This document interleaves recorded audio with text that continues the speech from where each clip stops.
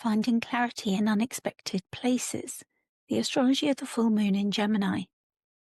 The burning question of this full moon, at a time when you may find yourself grappling with tricky contradictions and conflicting messages, is simple and yet profound.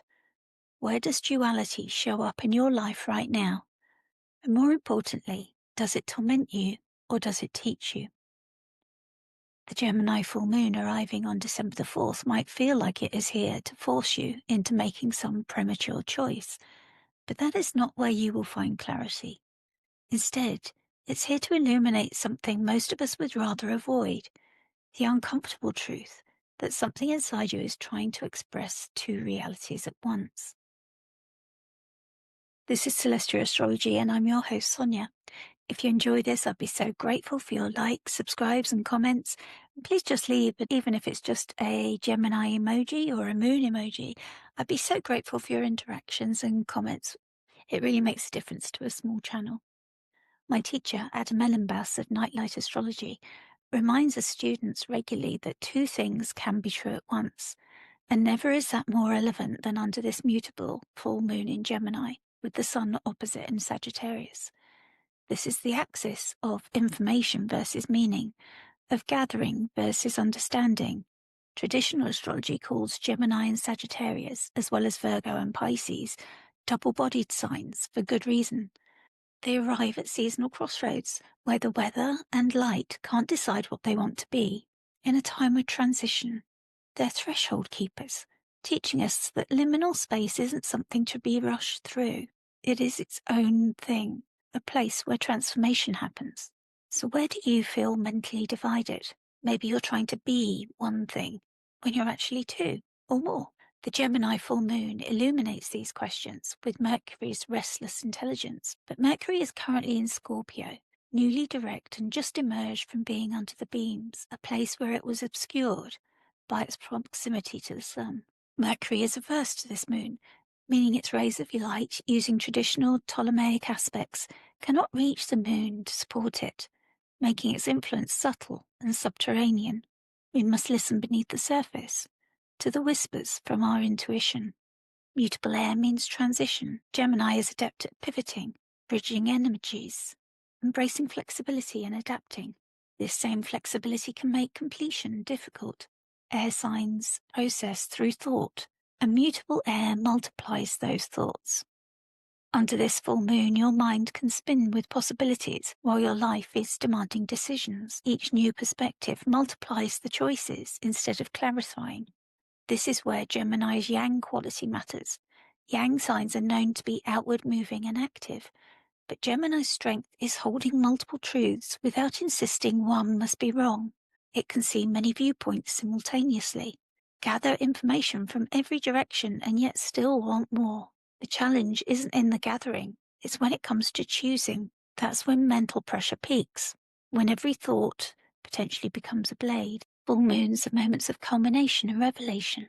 The seed planted 6 months ago with the Gemini new moon ripens and reveals its shape. In mutable air, this illumination happens in the realm of thought and communication.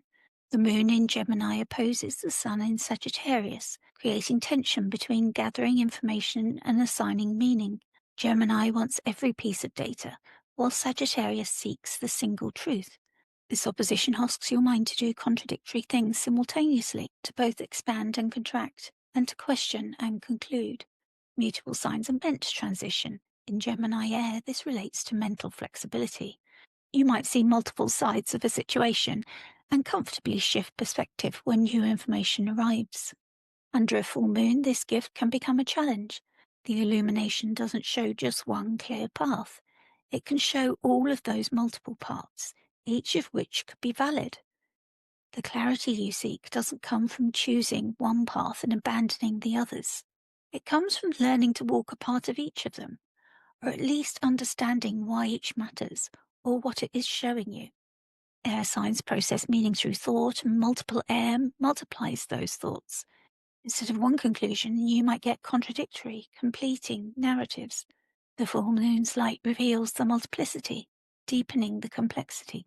We might begin to understand that truth isn't singular, as we are shown how it's layered and shifting. Look to where in your life Gemini and Mercury rule in your chart. The practical experience could be familiar, waking in the small hours with many interconnected problems racing through your mind. You may have a straightforward conversation, but see so many sides of it that you no longer even know what you think. Mutable signs are comfortable with being unfinished and in process. They ask that you keep moving and integrating. In mutable air, your thoughts are best seen as provisional. Your conclusions can be temporary. You can hold a viewpoint today, and its opposite tomorrow. And this doesn't make you inconsistent. It's okay. It makes you fast to respond to the environment. Mercury retrograde in Scorpio, which has just finished, has been pulling fixed threads from the depths, maybe hidden patterns or buried truths. As Mercury picks up speed now from its retrograde, you may experience profound psychological insight that at first feels like confusion. You could be seeing more than you can process and understanding more than you can articulate. The full moon illuminates the map, but it doesn't tell you which way to walk. You are now asked to navigate it without needing to simplify it. Sometimes illumination offers a deeper awareness of the complexity and asks if we have the courage to live in the questions. The moon family adds a deeper layer. This full moon at 13 degrees of Gemini is the last chapter of a cycle that began in June 2024. Something you started questioning last summer is now ready to bear fruit. But Gemini seeds don't grow into single trunk trees. They become multi-branched, unable to be just one thing and delighting in multiplicity. The real teaching here is that clarity comes from embracing the movement. If you can stop forcing yourself into one identity, you create space for something more authentic. Gemini gathers information while Sagittarius assigns meaning. At this time, both collide, and if you can allow it the space, then the result can move from confusion to a more complete truth. This full moon at 13 degrees of Gemini is the third chapter in what astrologers call a moon family. This is a concept outlined by Dietrich Pessin in her book Lunar Shadows 3. Understanding this timeline transforms this single night from a moment into a greater journey, showing you exactly where you are in a much larger story of mental and emotional evolution. A moon family is a series of 4 lunations that trace the Sun-Moon relationship through a specific degree range. Think of it as a complete narrative arc: the seed, a challenge, revelation, and finally integration. These cycles are subtle but predictable, unfolding beneath the surface of our daily lives. While any full moon in Gemini will influence all Geminis and mutable or air signs generally, the moon family story adds a deeper nuance. The dates for this Gemini full moon on the 4th of December are: the new moon, the seeding moment, was on June the 6th, 2024, at 17 degrees of Gemini. The first quarter moon, a time of adjustment and challenge, was on March the 6th, 2025, at 16 degrees of Gemini. The full moon is now December the 4th, 2025, at 13 degrees of Gemini, and this is the time of revelation and illumination. And then the last quarter moon will bring the time of integration, and that'll be on September the 4th, 2026, at 11 degrees of Gemini. So the people who will feel this moon family most deeply would be those who have the sun, moon, or ascendant, or any other planets between 9 to 18 degrees of Gemini, Virgo, Sagittarius, or Pisces, or between those degrees in the air signs Gemini, Libra, and Aquarius. This moon family will be speaking directly to your personal story. Also those with Mercury as their Lord of the Year, or solar return ascendant. They'll be walking this timeline in real time. An astrologer or astro coach can help you identify these placements and understand how this specific moon family activates your chart. You can also upgrade your Substack subscription to join Celestia Circle, and I offer monthly Zoom sessions where in a group we go through these moon families, and there's workbooks so you can work consciously with the moon families as they unfold. This moon family timeline matters because it shows you that the pressure at this time of the full moon isn't random. It's a culmination of 18 months of subtle mental work. The thoughts keeping you awake at 3 a.m., the conversations you are replaying or overthinking, the multiplicities you may be criticizing in yourself are all part of this larger arc. You're not at fault in any way for feeling divided. Instead, you're right on schedule.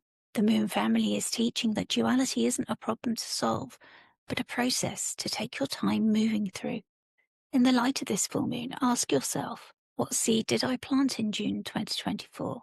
And what challenge did I face in March 2025? What's being revealed now that connects those moments? The answers will show you that your mind hasn't been scattered. Rather, it's been following a pattern that's developing all along. The kind of pattern and intellectual journey that doesn't need to choose one truth because it understands that truth itself is layered and beautifully contradictory. Decan 2, the Hermaphrodite. As the moon moves into the second decan of Gemini, a mysterious territory where the contradiction stops being a problem and starts becoming a path. This decan is co-ruled by Mars and Venus, a pairing that immediately signals tension. Venus seeks harmony and connection, while Mars drives towards separation and action. In the triplicity scheme, Venus holds sway, bringing charm and relational intelligence.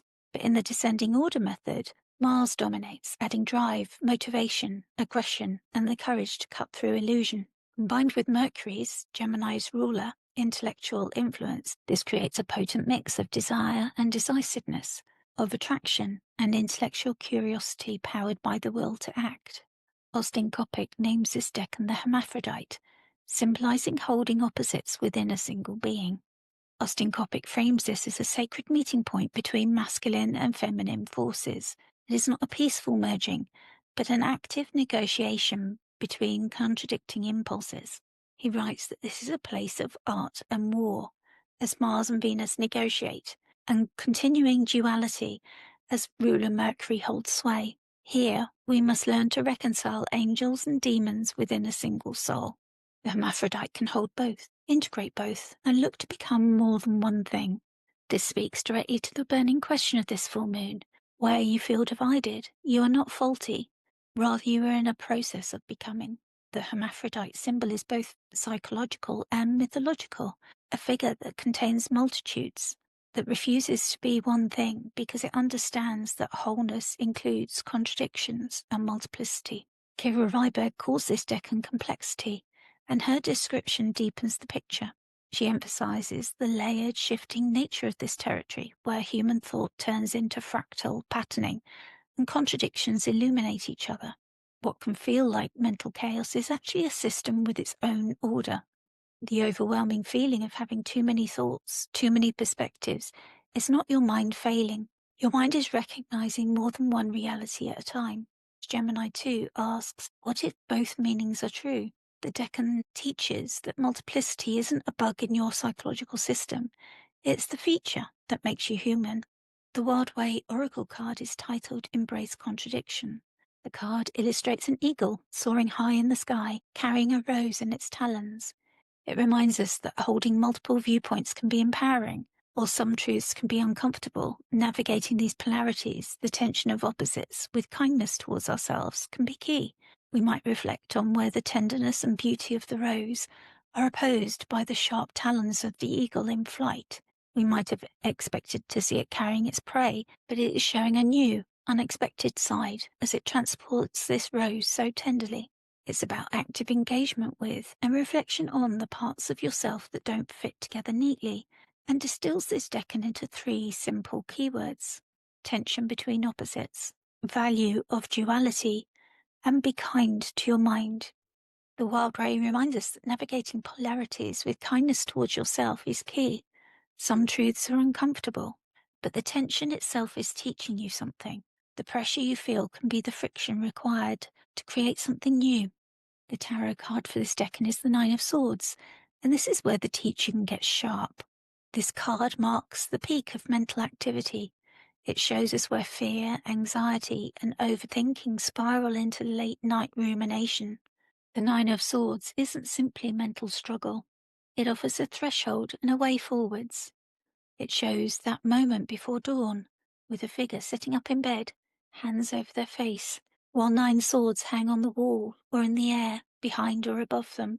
The swords symbolize the thoughts you can't unthink, or perhaps the truths you can't unsee. They're also the tools of consciousness, the sharp edges that can carve out space for new understanding. The mind is overwhelmed because it is ready to transform. The swords represent thoughts turned sharp, but also thought becoming conscious, as it is refined and being processed. What you fear may simply be an unintegrated truth trying to surface. Those 3 a.m. thoughts that keep you awake can be the unspoken parts of yourself that are now ready for integration. T. Susan Chang's verse weaves these threads together, capturing the psychological alchemy of Gemini 2. Words shift like quicksilver, while nightmares can become dreams. Reality is shaped by attention.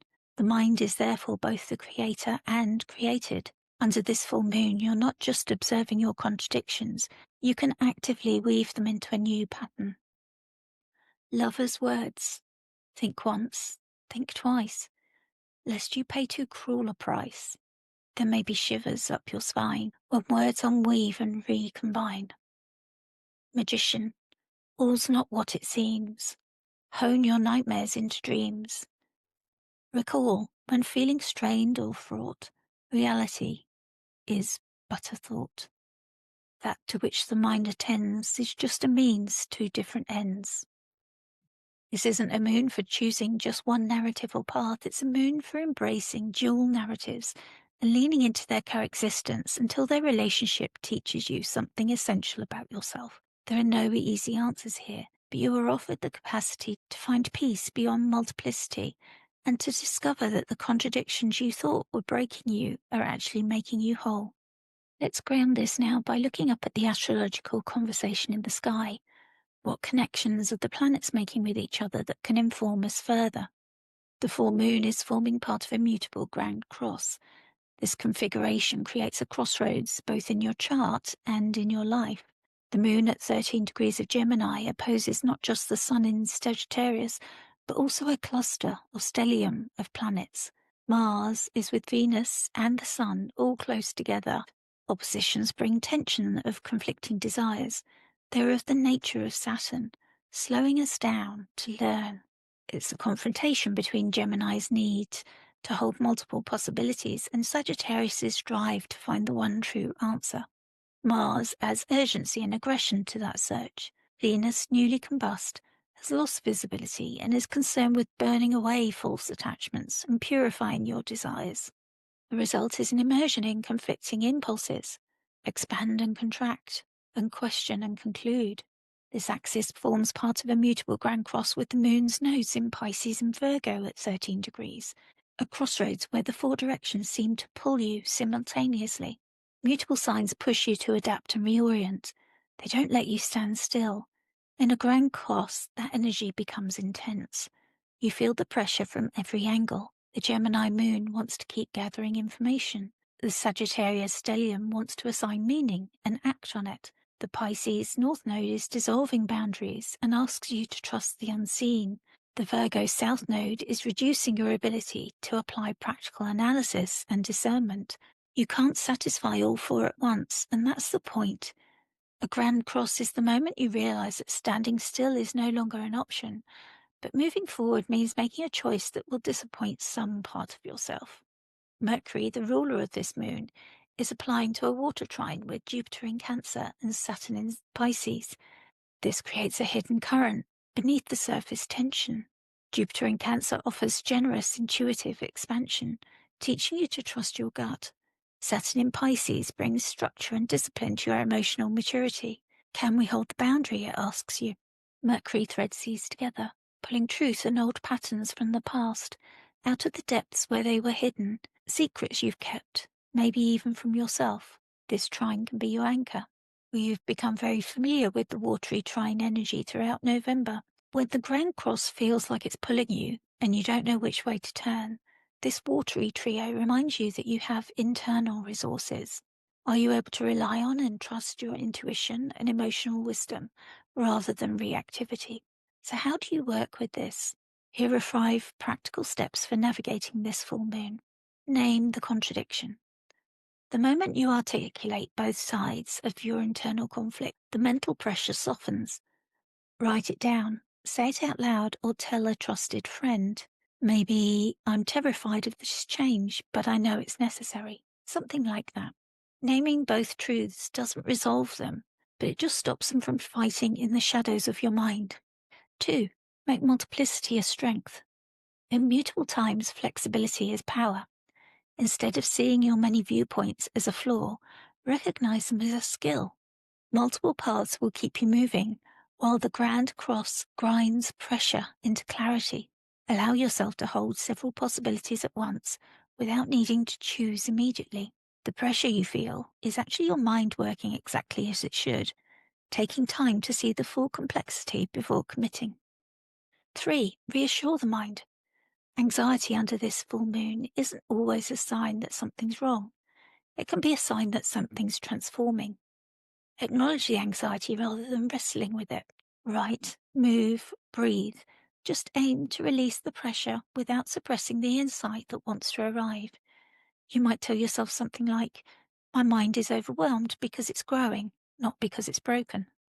4. Stay curious and not certain. Sagittarius wants the answer.